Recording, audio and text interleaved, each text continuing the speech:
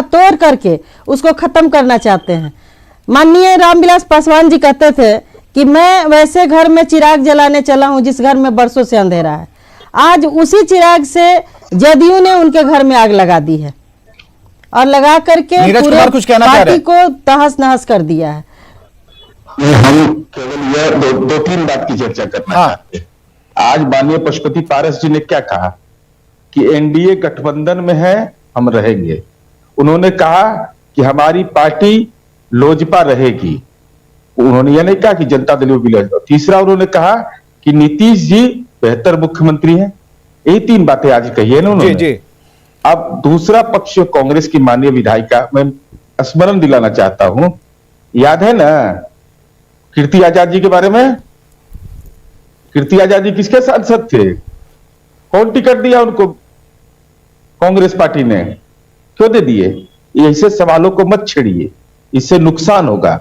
और तीसरा, दलितों की बात वह करेगा ना सबको होगा जो दलितों को। मैं आ रहा हूं, मैं आपको बता रहा हूं, मैं अरे आपको बता रहा हूं, 45 नरसंहार दलितों का हुआ। अपनी नाकामी जरा बता दीजिए गुनाहगार कहां पर अभी है? अपनी नाकामी को छुपाने के लिए इस तरह का ड्रामा हो रहा है। प्रतिभा जी सुन लीजिए, कोरोना काल में प्रतिभा जी सुन लीजिए, नीरज जी काफी देर से चुप थे, जरा सुन लीजिए। तो हम प्रतिभा जी नीरज जी दोनों को फ्रेम में ला रहे हैं, रुक जाइए। क्या क्या क्या मैं पूछ रहा हूं कि क्या दलितों को सम्मान नहीं है?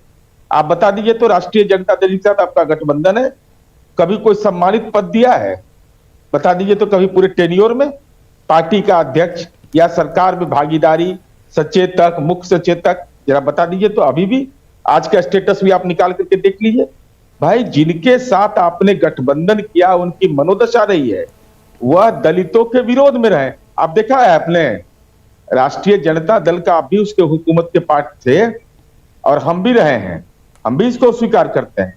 तो हमने जो दलितों की हिस्सेदारी दिया, चू करने का हिम्मत था किसी को? लेकिन जब आप उसके साथ थे तो दलित मारे जा रहे थे, दलित समाज के अंदर तनाव फैलता था, किसान खेत मजदूर में संघर्ष होता था। कैसा दलित का सम्मान? और माननीय रामविलास पासवान जी ने क्या कहा था?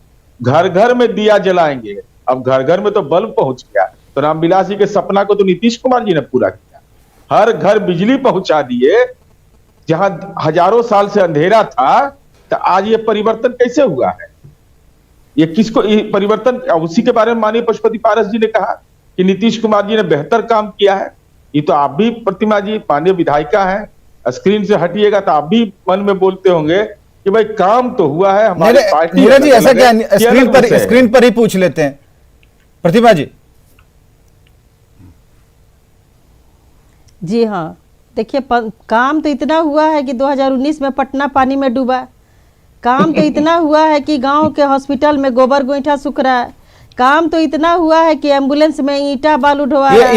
ये अलग रिकॉर्ड है, ऑन रिकॉर्ड की बात नहीं है सर। ठीक है, जो सच्चाई है वो उसको स्वीकार करना पड़ेगा। लेकिन नीरज जी जरा ये बताइए क्या फायदा? आपका तो फायदा यहाँ पे होता हुआ नजर आ रहा है कि जो 5 छटके हुए हैं उनको जल्दी से पकड़ लें।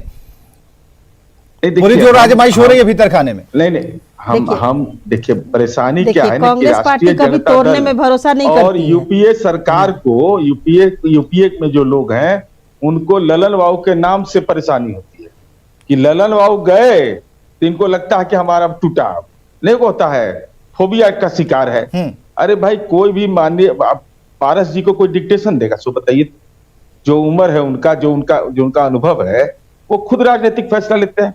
मैं यह कह रहा हूं कि चिराग पासवान जी को यह बताना पड़ेगा कि अपने जब चुनाव आपको जीतना था तो आप एनडीए के पार्ट बन गए, और जब विधानसभा का चुनाव हो रहा था तो आप राघोपुर में किसकी सेवा कर रहे थे, ही बता दीजिए। चलिए, राघोपुर में कृष्ण कुमार कल्लू जी बताएंगे, कह रहे हैं कि रात तक सब सही हो जाएगा। नीरज जी, कृष्ण कुमार कल्लू कह रहे हैं कि रात तक सब सही हो जाएगा, शायद इसका जवाब दे पाए। कैसे उन्होंने राघोपुर में मदद पहुंचाई और उसके बाद भी खुद को हनुमान कहते रहे, जरा इसे डिफाइन कर दीजिए। नहीं, देखिए विवेक जी, डिफाइन मैं स्पष्ट कर देना चाहता हूं।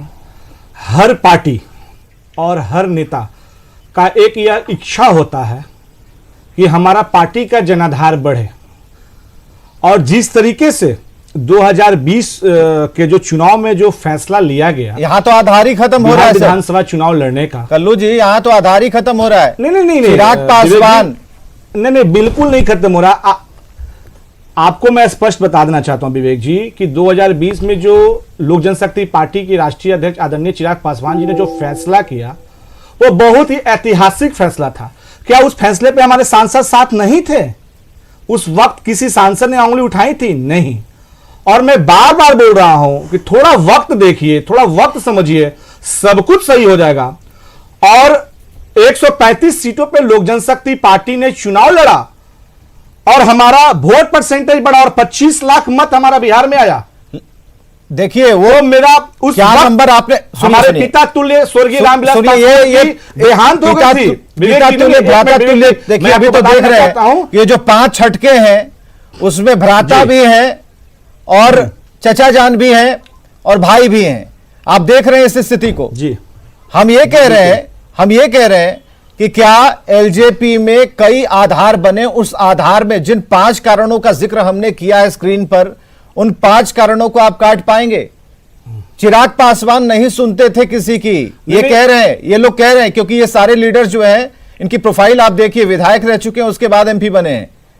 ये कह रहे हैं कि किसी की नहीं सुनते, अपने चाचा की उन्होंने नहीं सुनी, सूरजभान की नहीं सुनी, किसी की नहीं सुनी। और उनके जो थिंक टैंकर थे सौरभ पांडे जी, उनकी सुनते रहे, जिस वजह से भी तलखी बढ़ती रही। इस बात को आप क्यों नहीं मान रहे? आप कह रहे हैं कि हमारा नेता, हमने कहा फैसला ले लिया कि हम लोकसभा के बाद विधानसभा में अकेले लड़ेंगे। हनुमान वाली बात का फैसला क्या इन सभी नेताओं ने लिया था? पार्टी का जनाधार बढ़ाने का, पार्टी का जो जनाधार बढ़ाने का फैसला अगर उन्होंने लिया तो उन्होंने गलती कहां किया? हर पार्टी के राष्ट्रीय अध्यक्ष का यह मनोकामना होता है कि हमारी पार्टी का जनाधार बढ़े, हमारी पार्टी आगे बढ़े। तो उस फैसला को हमारे राष्ट्रीय अध्यक्ष जी ने रखा। चलिए कृष्ण कुमार कल्लू जी बहुत बहुत शुक्रिया। और जितने लोग हमारे साथ आए थे, नीरज कुमार जी, संजय सराफ तो जुड़ नहीं पाए, प्रतिमा कुमारी जी और प्रेम रंजन पटेल जी, बहुत बहुत शुक्रिया। समय काफी कम होता है, लेकिन इस बात में कहीं कोई ऐतराज नहीं है कि कई ऐसे कारण रहे कि आज चिराग पासवान का वो चेहरा, क्योंकि जो स्क्रीन पर हम दिखा रहे हैं ये चेहरा हमने कभी नहीं देखा था इस तरीके से। वो अपने चाचा के घर के पास 20 मिनट इंतजार करते हैं, तब दरवाजा खुलता है, तब यह कहा जाता है कि वो उपलब्ध नहीं है। आप समझिए, इस घरेलू तलखी को भी समझिए और बाहरी तौर पर जो हम महसूस कर रहे हैं उसे भी समझने की कोशिश कीजिए। पूरा बिहार समझ रहा है, पूरा देश समझ रहा है। बहुत बहुत शुक्रिया सभी का इस कार्यक्रम में शामिल होने के लिए। और खबरें लगातार जारी हैं।